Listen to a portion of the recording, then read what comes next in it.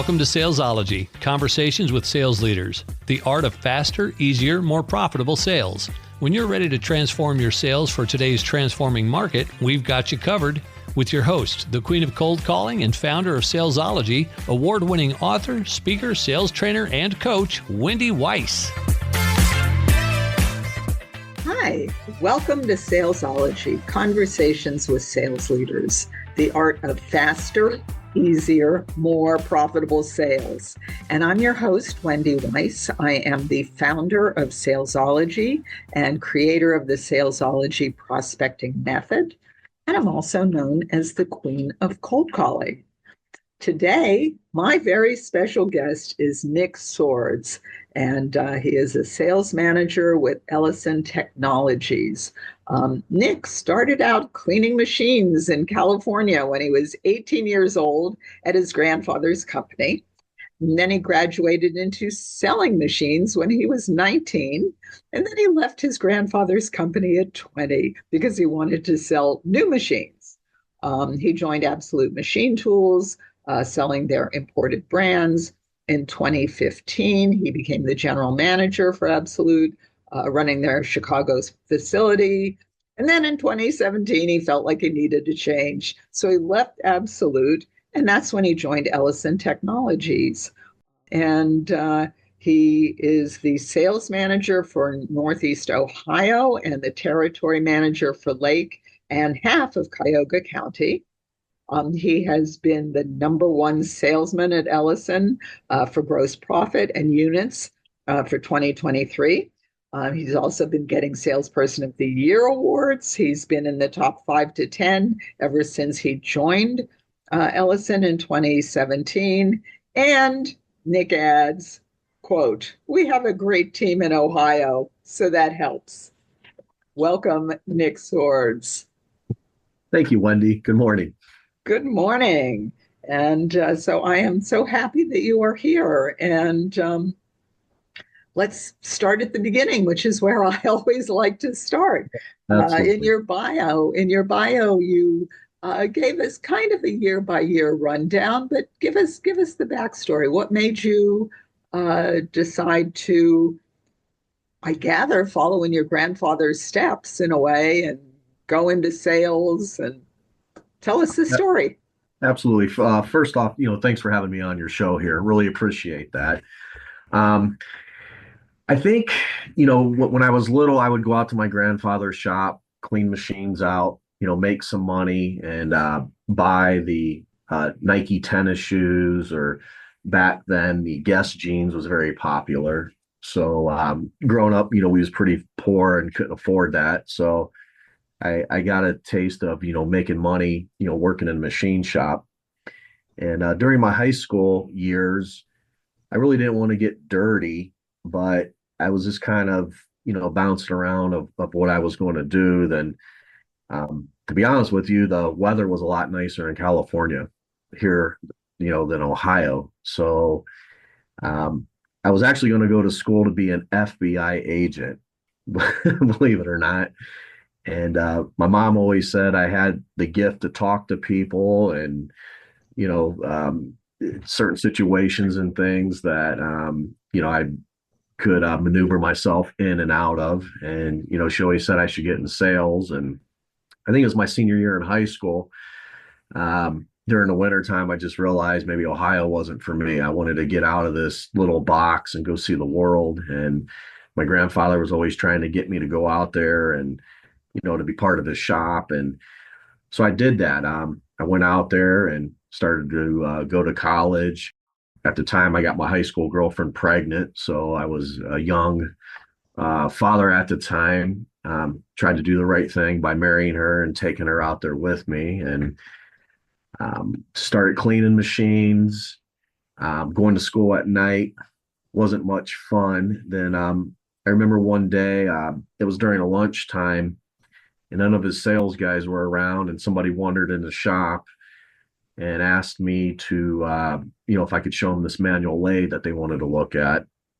And the guy offered, $10,000 cash for it. And I think we had a sticker of like 11 on it. So I called my grandfather on his two-way Nextel walkie-talkie phone, told him what was going on.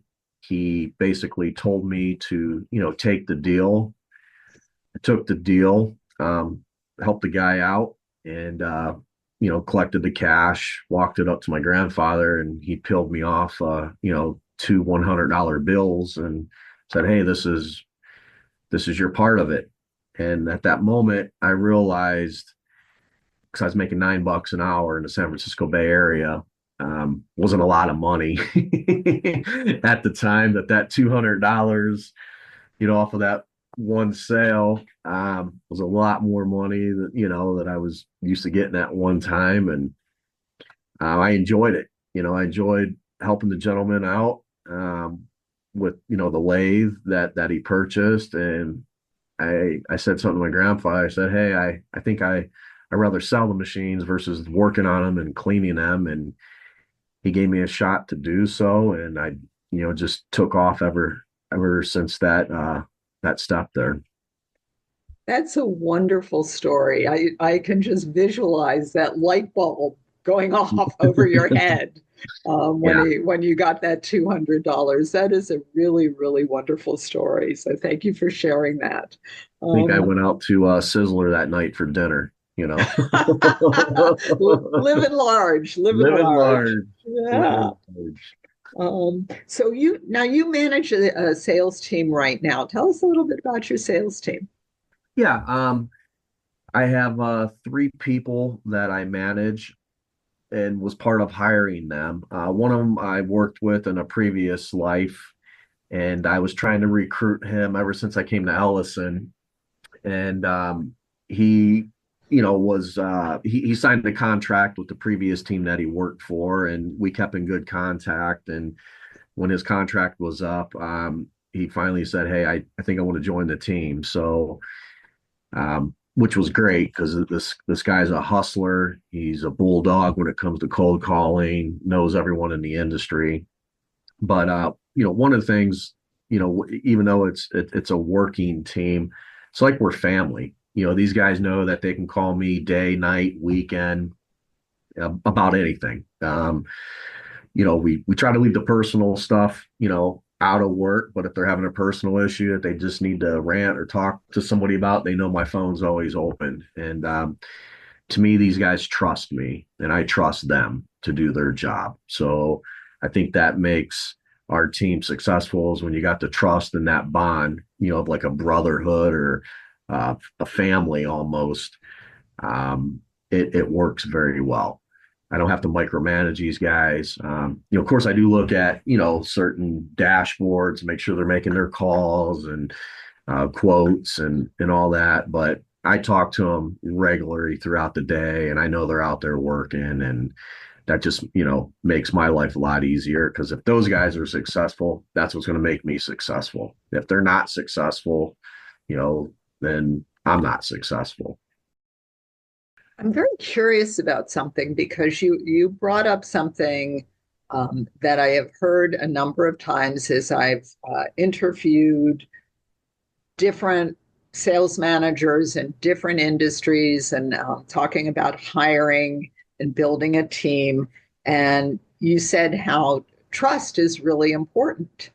And so, and I've heard that from a number of sales managers that I've interviewed. So my question is, when you are hiring, two-part question, what do you look for? Second part of the question, how do you build trust with the people that you're managing once you've got them on board? What I look for, and nowadays it's kind of tough, because during the interview process, you have to be careful on the questions that you ask the people. So I kind of ask them some general things where they open up. Generally, the people that I have seen, or feel that, has been top sales guys, or people that have expensive hobbies, that might own boats, or muscle cars, or they want their wife to stay at home. That was big for me, is, I started having children at a young age, and, the cost of daycare was expensive. And, for me to stay at home, that meant my wife couldn't, or I'm sorry, for my wife to stay at home, she couldn't work. So that, kind of forced me to go out there and to push myself to be successful. And that's what I look for in these guys. What are they motivated by? And I'll ask them, hey, what motivates you? I've had people come in, well, my wife makes a ton of money, and the money that I make is kind of play money and stuff. And in the back of my mind, I'm thinking, okay, how motivated is that guy to go out there every day and work from that standpoint? So in my previous life, knowing the guy that I hired, I know he was motivated because we worked together a lot, so I had no questions with him. But with the newer guys, like I said, I look at what motivates people, then I kind of go after that, and if it falls in line with what we're doing, then obviously the personality has gotta fit. You never want to bring in somebody that is going to be negative. I try to look at positive people as well. Coachable people to me is also important. I've had some guys out there in the industry that sold a lot of machines, but the culture that they're coming into might be a little different. And I think we have such a great culture here. I don't want to rock that. So to me, that's important, being coachable. We've taken guys that, we're not selling machines in different industries. And, I've trained them and coached them to, hey, be there for the customers. It's okay if you don't know something, but get the answers and make sure they're right. Never be a yes man, never just say yes to appease somebody. People understand you may not know. And if you're transparent and truthful with people, I've always seen that's the best way. When I got started young, and somebody would ask me something, hey sir, I don't know that, or ma'am, can I make a quick call and find out? Oh yeah. Or, hey, get back to me, so I think that was, some of those traits are important to me. So I'm curious. I want to come back to the second half of my question about trust, but you also said something. How do you determine ahead of time if someone is coachable? I started asking them certain questions. And I know that's kind of tough because, during interviews, people might want to give you the answers that you want to hear. At Ellison, we also do, and this is the first time I did it when I came to Ellison, some personality testing. So I get to see some of the results of some of these personality tests to see, how they scored. But there again, you can answer, some of those questions to that. I guess it's just it. And one of the things if the interview goes well, I might try to meet the person for lunch or kind of in a different atmosphere or environment. I've heard people, like to do, 3 interviews in different atmospheres, different settings. I've done that just to see, what type of, person that they are. Like I said, nowadays you got to be kind of careful on some of the questions you ask, but I might ask something in general, then, they kind of feed into it. Example might be like, hey, what do you like to do for fun? Oh, I take my kids to sports, or I'm involved in this, when, necessarily you can't ask somebody if they got kids these days. I mean, or if they're married, people get kind of offended, but I can ask, hey, what do you like to do for fun? Hey, I like to go hiking by myself, or okay, or I like to, do this with the kids. So in my mind, I'm thinking, okay, this family oriented guy, he's got kids, and oh, you have kids, that's great. Then, I tell him a story about, all my daughters, my 7 daughters, and then that just kind of, wow, man, kind of opens it up. So You have 7 daughters? I have 7 daughters. Yes. Wow. Yes. Okay, well, now we know why you're motivated. Now you know what motivates me. Yeah, absolutely. And to add to that, I just found out that 3 of my daughters are pregnant. 2 of them's due at the same time in October, and one's due in December. So I went from no grandkids to hopefully by the end of the year having three grandkids. Okay. Well, folks, And the you ki- heard it here first. and, Newsflash. Nick and the Sword. kicker is we found out what one of them is, and it's a girl. So I was hoping to get some grandsons, but it looks like the first one's going to be a granddaughter. But as long as they're healthy, that's the main thing. But Absolutely. Well, I would like to get a grandson in there. congratulations. Thank you. So let's go back to this idea of trust. That was the other part of the question that I asked you. When you hire someone new, I mean, the one guy that you talked about, you already knew him. So Yeah, there, and he came to work with you. So there had to be a modicum of trust there already, or he wouldn't have come to work with you. But yeah. when you hire someone that's brand new, how do you convey that you're safe? They can trust you. How does that happen? Um, Obviously, trust has got to be earned, over time. And I think, what I show these guys, talk is cheap. I put my money where my mouth is. And the one salesman that I hired, he was an operations manager at a machine shop. Then he wanted to get involved in sales, and I didn't want to, hire him away from a customer. So he went and did something else for a little bit. And then he came to me once he got out of the machine industry for a little bit and said, "Hey Nick, I've been out now for a little bit, but I like to get involved in sales." And I sold him machines, so I think he trusted me from that standpoint of having that trust there.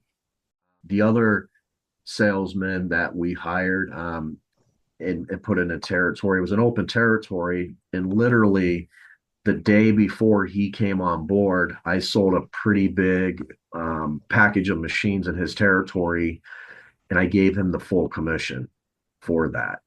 So he got his full commission, and I, easily could have put that money in my pocket and said, "Hey, I'm going to keep this as a house account." And I think he was just blown away when he came, walking in. I said, "Hey, you're going to get a check for X amount." And his eyes lit up like, wow. So right out of the gate, I showed, him that, hey, I know people in your territory and I'm going to help you make money. But in the same sense, I need you to be out there working to help me as well. So, but I think it's over time, and all these guys know that, like I said, they can call me day, night, weekend. I'm here to help them. So, and I've never given them a reason not to trust me. I may not know if they call me and it's something, that's kind of high level corporate, they know I'm going to take care of it and get them the answers and, things to help them out, or I'm going to put them in a direction. And, I got my one guy that was asking me about, some of our health benefits. And honestly, I didn't know the answer to his question. So I said, "Hey," I go, "instead of me, I want to hook you up with the right person to help answer those questions and to get you, fully taken care of." And, I made the conference call with them, and I was there helping them through it. And, I just could have, said, "Hey, call this person." But I made the call to get them connected and help them out, and just kind of sat there while they had their conversation. Okay. So I have to ask you, because one of the questions that I asked you in preparation for Sure. this interview, I asked you about some wins that you and your sales team have had in the past year. And I was very intrigued by one of your answers. I'm just going to read it. You Okay. said, one of the wins, when a customer told us they were buying a competitor's machine, and we got them to cancel the order with the competitor and go with us. So walk us all through how that happened. That's it's funny because my sales guy told me, "Hey, we lost this order. They're going with, brand A because of ABC reason." And I said, "Well, I know the guy. Can you get me in front of him?" And he got me in front of him. And, I was talking to this customer, and he said, "Yeah, Nick, the price was a little bit better. Yeah, I feel your machine's better." And I said, "Look, if we can, get closer price point can we get there? He says, well, it's kind of a done deal. We sent the PO in already. And I looked this customer in the eye and I said, you know what's great about our country? And he's like, well, there's many things great, but you tell me. I said, we are free to change our mind. We have the freedom to do that. And you can change your mind. There's nothing, no bylaws out there that if you cancel an order that, you're going to go to jail or get in trouble. I said, you might lose a deposit or they might, hit you with the restocking fee. I said, the professional companies probably going to be frustrated, but if, if you cancel, I highly doubt there's going to be a penalty. And he said, are you sure? I said, it's happened to me before. Now I haven't lost where somebody else went to buy another machine.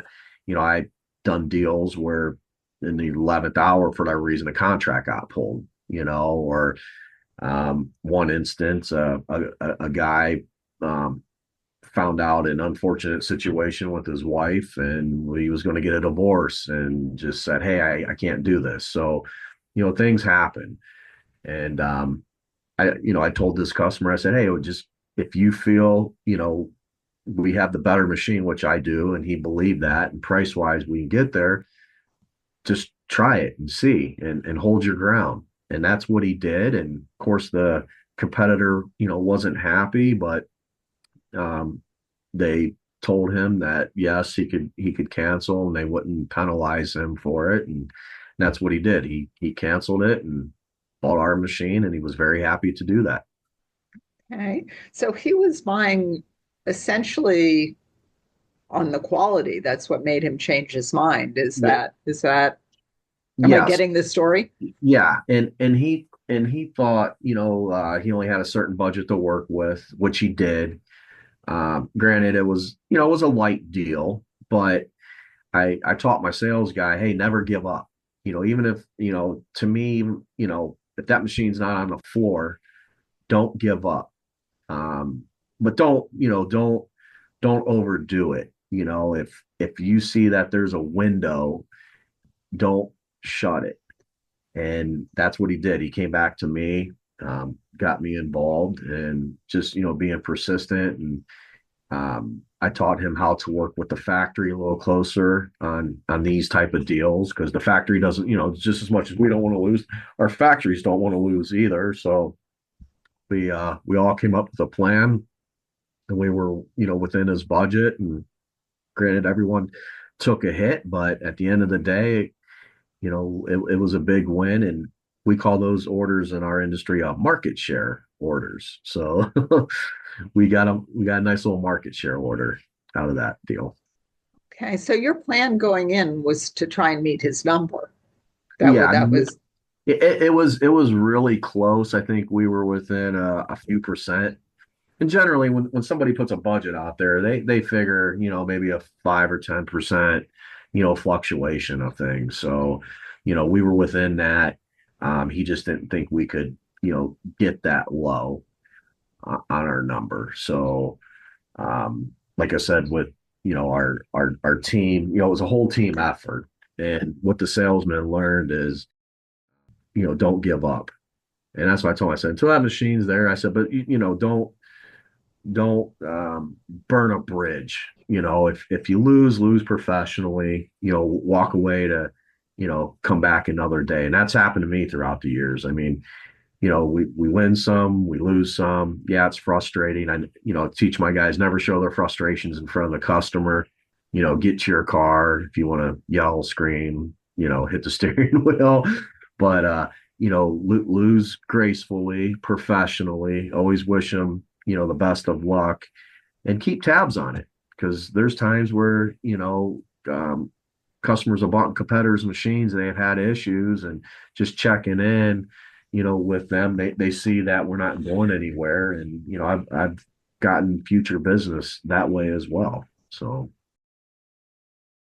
I'm making an assumption here that part of your process, it sort of sounds like you were training this salesperson And I'm making an assumption that part of your process is that should a similar situation arise in the future, he's now empowered to do some of the things that you did to help meet the number. Would that be an Absolutely. accurate? Absolutely. Yep. Yeah. The Okay. biggest thing is, getting us involved, getting management involved, maybe early in the process versus in the 11th hour. I know everyone, in sales, or most people have egos and they're proud, they're hard workers, they think their way is the best way. But even to this day, you know, I I'll always listen to somebody else's advice or what they got to say. I may not necessarily implement it because I might, but I'll at least listen and I'll hear somebody out. I'm never too old to learn something new. And I try to tell these guys that I can be a chameleon in certain situations, and um, I tell my guys to don't, you know, bring value to the table. Go in with bringing some type of value, and then be a good listener. People want to talk and tell you about themselves. And I've seen sales guys talk over them and tell them how great they are. And I tell these guys, look, you got to be a great listener as well, and you got to, you know, remember, what the customer tells you and take it for what it's worth. Remember what the customer tells you and put it in your CRM so Yeah, you'll remember absolutely. 6 months from now. Yeah, no, we're very big on that. Putting notes in the CRM. I've even put notes. One of my little tricks to the trade. And I always tell people I enjoy this. I look at it as not just slinging iron, but forming partnerships. I became really good friends with many customers out there where, we've gone to dinners, on vacations, and, each other's houses. And, I tell these guys, I'm not here just to sling iron. I'm here to form a partnership. And I think that's when, they give me an opportunity, that's where the trust, even from the customer side, is built. And one of the things that I try to do, it's funny because even though I'm a salesman, sometimes I hate salesmen. I hate, when I got to go buy a car or a product or something. I just see the pitch coming, and it's so funny because my wife's like, she goes, are sales guys real all like that? I said, a lot of them are, but I try to get on a little bit of a personal level with people because we're all human. And when I walk in somebody's office, this is one of my little secrets. If I ever wrote a book, I'll share a secret with you. When I walk in somebody's office, I try to pick up three things in their office that I can relate to. And if you look around, generally people are proud of their families, their hobbies, things like that. So here in Ohio, sports is really popular. So, and I'm a sports guy. Granted, I'm not a Browns fan. I won't say who I am because I don't want anybody to hold it against me. But I'll start conversating about the Browns, or obviously Ohio State is huge here. So or if I see a business owner with their family, I might ask, "Oh, hey, is that your family? That's a beautiful family." And the kicker is I've seen gentlemen that's had three, four daughters. Then when I start talking about my family and tell me how many daughters I have, just the look on their face, expression, they almost feel bad and have to buy something from me. Got to feed his family. There's Yeah, seven of them. yeah, but then it brings it down to, the reality of, I'm a human too. And like I said, I try to bring value, to the conversation, where it might be, hey, I'm not just here to, try to, sling iron. I'm here to learn more about your business and, what are your pain and your pleasures. And, and a lot of people, nowadays are having a lot of pain with finding people. And I've done networking where somebody will call me up, hey Nick, I'm looking, to move on to get into this shop. Do you know anybody? And I made connections that way. And, I don't ask for anything, from it other than, hey, if you're looking at a machine, just keep me in mind to quote. And, I've made connections, that way with helping people out. And we have an internal service at our company that, helps with talent acquisition. So, I bring that to the table. And not many companies, have that in their platform of, having a talent acquisition group or have in-house financing or, things like that. One of my automation partners, we were helping a customer and he helped, the customer were finding a building, for his machines and stuff. So, and I'm out there looking at, helping them, hey, you should, look at placing machines here. So, I don't know if, to me, that's just normal. I enjoy it. A lot of people say that's way above the call of duty. And if that's, above the call of duty, I enjoy it. I'm passionate about it. So to me, that's fun. Yeah, I think it's always wonderful when you can help someone else. I mean, that's why I do what I do. And Yeah. so this has been a great conversation, Nick. Thank you. Yeah, if people want to get in touch with you, where can they find you? You can always find me on LinkedIn. I do post a lot of things on LinkedIn. I try to be creative and have fun with the post. I try not to give a lot of wording, technical stuff, whether that's good or bad. I try to have fun. But you can find me on LinkedIn. That's Nick, Nick, Sowards, Sowards. Type it up. I'm out there. Or if anybody would like to talk, my phone's always open.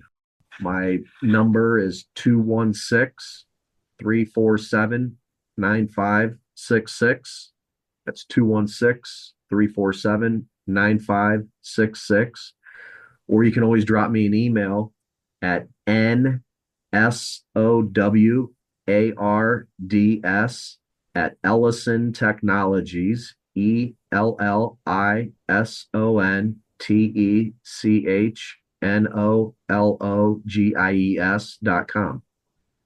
Okay.